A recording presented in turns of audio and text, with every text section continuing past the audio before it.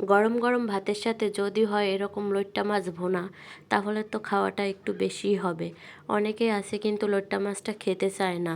তো এইভাবে যদি রান্না করেন খেতে এতটা মজা হয় সেটা বলার মতো না। যারা না খেয়েছেন তারা অবশ্যই একবার বাসায় ট্রাই করে দেখবেন। তো আজকে রান্নাটা করবে আমার বড় যা। চলুন তাহলে রেসিপিটা শুরু করা যাক। তো এখানে প্রথমে কড়াইতে তেল দিয়ে দিয়েছে, তারপর হচ্ছে পেঁয়াজ কুচি আর হচ্ছে রসুন কুচি এখন ভালো করে ভেজে নেবে। তো ভাজার পরে অন্যদিকে একটা মশলা বানিয়ে নিচ্ছে।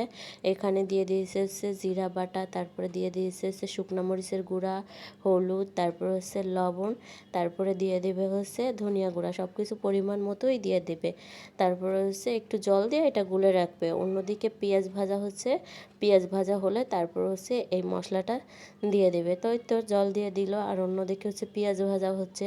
পেঁয়াজটা যখন ভাজা হয়ে যাবে তারপর হচ্ছে মশলাটা দিয়ে দিবে। তো পেঁয়াজটা ভাজা হয়ে গেছে, একটু বাদামি করে ভেজে নিয়েছে, তারপর হচ্ছে ওই মশলাটা দিয়ে দিবে। তো দেওয়ার পরে তারপর হচ্ছে ভালো করে কষিয়ে নেবে। কষিয়ে নেওয়ার পরে তারপর হচ্ছে মাছটা দিয়ে দিবে। তো এখানে এই তো পরিমাণ মতো জল দিয়ে তারপর একটু কষিয়ে নিচ্ছে। কষিয়ে নেওয়ার পর কষিয়ে নেয় নাই, তো তার ভিতরে দিয়ে দিলে হচ্ছে কয়েকটা কাঁচামরিচ। তো কাঁচামরিচটা দেওয়ার পর ভালো করে এখন কষিয়ে নেবে। তো এই তো দেখুন কষানো প্রায় শেষ হয়ে যাচ্ছে, তো তেলও ছেড়ে দিয়েছে। এখন হচ্ছে লইট্টা মাছটা দিয়ে দিবে। তো এই দেখুন কষানো হয়ে গেছে, তেলও ছেড়ে দিচ্ছে। এখন হচ্ছে পরিমাণ মতো মানে যে আন্দাজ মতো লইট্টা মাছটা নিয়েছিল তো সেটাই দিয়ে দিচ্ছে, দিয়ে এখন একটু কষিয়ে নেবে। এই মাছটা কিন্তু বেশি লাড়াচাড়া করা যায় না, এই মাছটা কিন্তু অনেক নরম। তো যদি বেশি লাড়াচাড়া করা হয় তাহলে কিন্তু মাছটা ভেঙে যাবে। তো এই জন্য হচ্ছে এই মাছটা কম জালে কম আছে কম লাড়াচাড়ায় রান্না করতে হয়। তো এখানে হচ্ছে আমার যা একটু ভালো করে লেড়ে ছেড়ে নিচ্ছে, তারপর হচ্ছে তার পরিমাণ মতো হচ্ছে জল দিয়ে দেবে। তো এই তো কষিয়ে নিচ্ছে। সত্যি কথা বলতে কি এই মাছটা আগে আমিও কখনো খাইনি বিয়ের আগে। তো বিয়ের পরে শ্বশুরবাড়ি এসে খাই এই মাছটা, খেতে কিন্তু অনেক মজাই লাগে।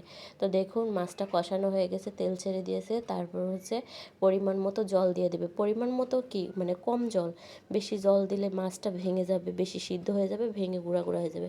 আমার যা কিন্তু আর এই মাছটা লাড়বে না, এই যে যে লাড়াটা দিচ্ছে এটাই, তারপরে কিন্তু আর লাড়া দেবে না, বেশি লাড়া দিলে আবার ভেঙে গুঁড়া গুঁড়া হয়ে যাবে।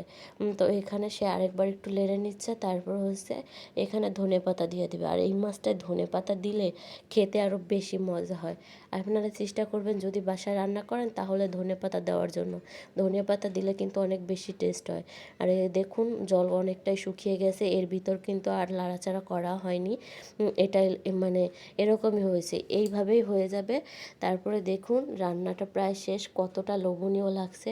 যদি ভিডিওটা আপনাদের কাছে ভালো লাগে তাহলে আপনারাও বাসায় ট্রাই করবেন, দেখবেন খেতেও অনেক বেশি মজা হবে। যারা না খায় তারাও একবার হলে খেয়ে দেখবেন।